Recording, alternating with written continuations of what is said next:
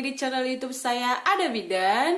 Di video kali ini saya mau sharing tentang tips dan trik mencari pekerjaan khususnya untuk profesi bidan. Benarkah profesi bidan itu susah mencari pekerjaan atau harus menunggu orang dalam? Tapi sebelumnya untuk mendukung channel YouTube ini jangan lupa subscribe ya. Jadi kebanyakan orang berasumsi bidan-bidan yang bekerja di rumah sakit biasanya harus mengenal orang dalam dulu agar bisa masuk bekerja di rumah sakit tertentu. Teman-teman harus tahu juga tidak semua bidan-bidan yang bekerja di rumah sakit atau instansi-instansi lain harus mengenal orang dalam. Jadi di video kali ini saya akan berikan tips dan trik cara gampang mencari pekerjaan sesuai dengan yang kamu inginkan. Sekarang lulus bidan harus memiliki STR atau surat tanda registrasi. Nah, STR itu biasanya didapatkan setelah lulus ujian kompetensi. Buat teman-teman yang sudah lama lulus dan belum memiliki STR, teman-teman nanti akan mengikuti MU.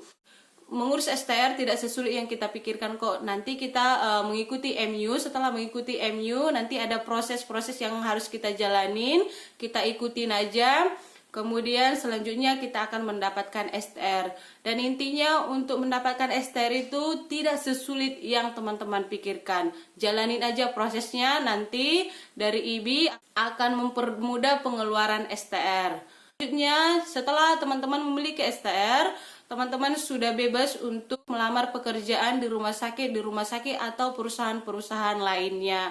Karena memang biasanya rumah sakit atau perusahaan-perusahaan persyaratan bidan untuk masuk ke perusahaan tersebut harus memiliki STR atau surat tanda registrasi.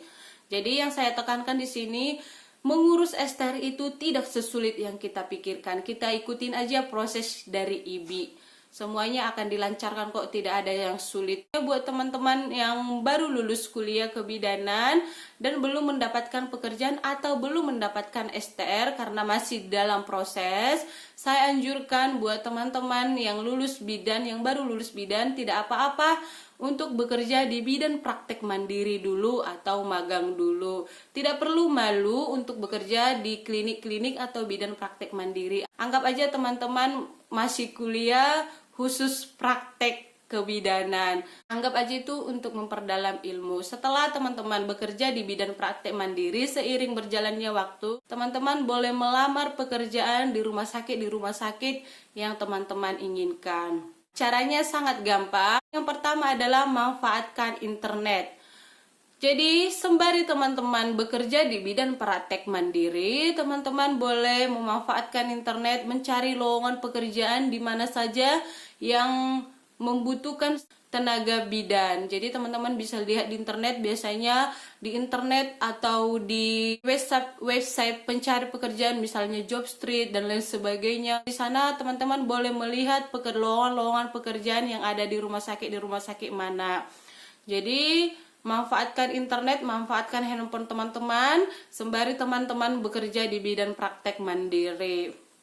Kemudian setelah teman-teman memanfaatkan internet, hal yang saya tekankan, jangan pernah lelah untuk menyebarkan surat lamaran teman-teman.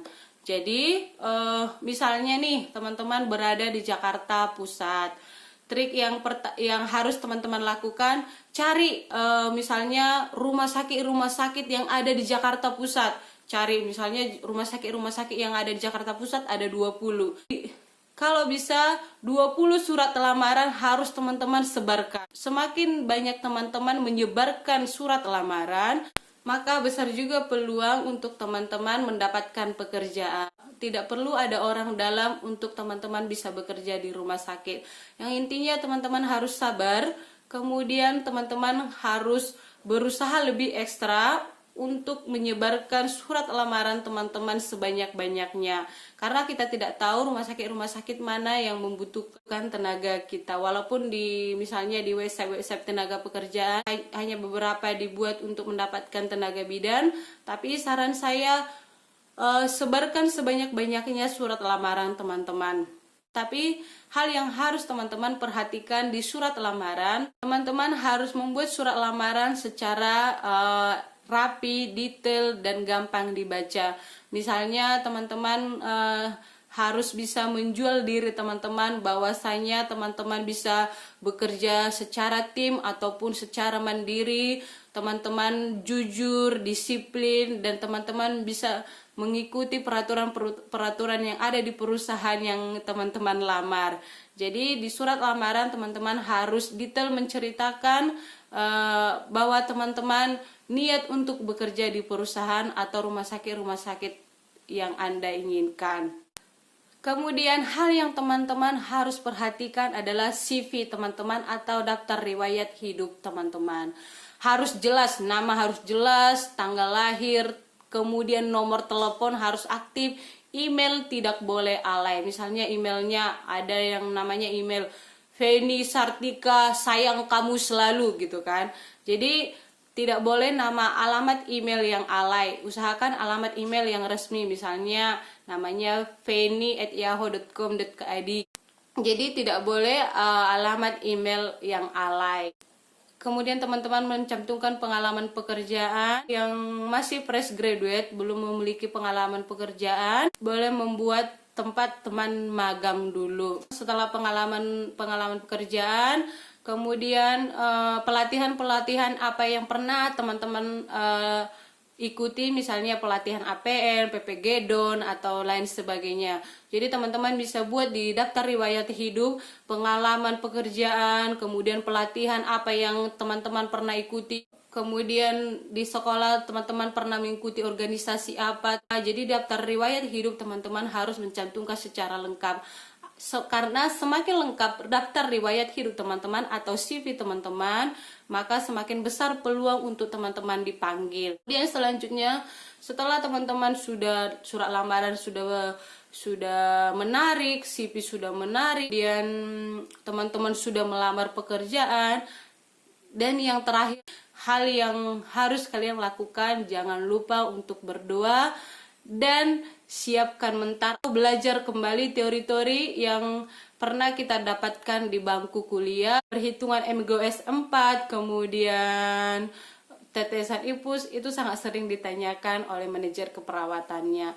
Jadi rumah sakit itu tidak butuh ada orang dalam, kita juga bisa.